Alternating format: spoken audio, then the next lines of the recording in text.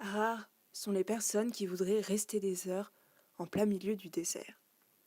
Mais une bonne raison empêchait celle-ci de souffrir de la chaleur agressive du Nevada.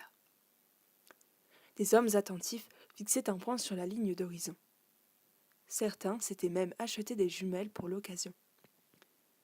L'un d'entre eux scrutait dans leur direction depuis quelques minutes déjà, lorsqu'il fut imprudemment interrompu par une main raide tapotant sur son épaule. Visiblement dérangé, il fit un demi-tour complet, lança un début de reproche à son interlocuteur avant de s'apercevoir que quelque chose n'allait pas chez lui. Lorsqu'il dévisagea l'étranger, il comprit qu'en réalité, il n'y avait rien de déplacé en cet homme.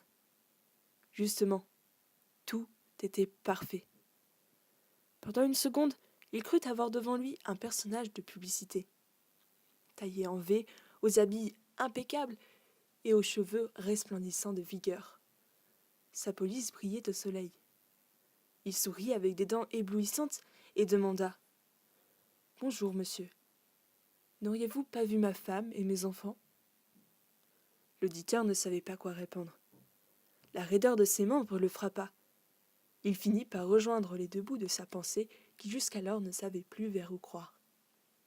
L'homme qui se tenait devant lui était fait de plastique.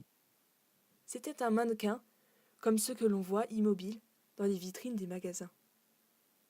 L'homme se fit une idée de la famille de son interlocuteur factice. Il devait être aussi parfait que lui, et ses enfants devaient se compter au nombre de 2, un garçon et une petite fille. Le mannequin sortit une photo de sa poche et la mit sous son nez, puisqu'il n'était pas doté d'un coude amovible, ce qui le fit reculer de quelques pas.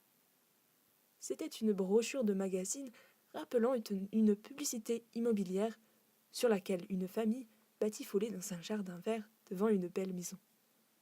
Les deux enfants jouaient avec un labrador, leur mère leur faisant signe par la fenêtre de la cuisine, tandis que leur père, copie conforme de l'homme de plastique, passait la tondeuse à gazon en les regardant fièrement.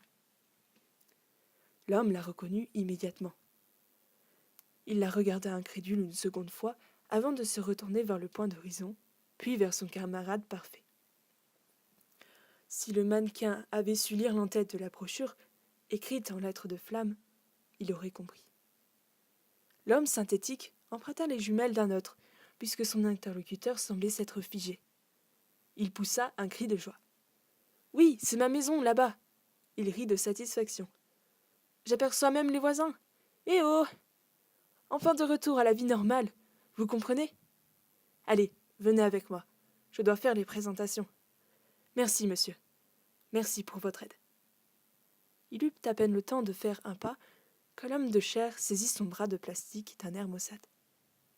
Une sonnette retentit. Tous les observateurs sortirent d'épaisses lunettes noires de leurs poches. Ils scrutèrent l'horizon avec excitation.